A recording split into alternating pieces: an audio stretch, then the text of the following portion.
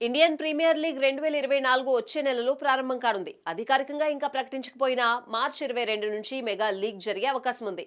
ఈ నేపథ్యంలో Lucknow super Giants ఒక కీలక నిర్ణయం తీసుకుంది. ఇంగ్లాండ్ స్టార్ బౌలర్ స్థానంలో వెస్టిండీస్ నయా సంచలనం షమర్ జోసెఫ్ ను ఫిబ్రవరి 10న ఎంపిక చేసింది. జోసెఫ్ 3 కోట్ల రూపాయలతో లక్నో జట్టులో చేరనున్నాడు. 2023 ఐపీఎల్ సీజన్లో మార్క్వుడ్ ఒక్క మ్యాచ్లో మినహా పెద్దగా ఆకట్టుకోలేదు.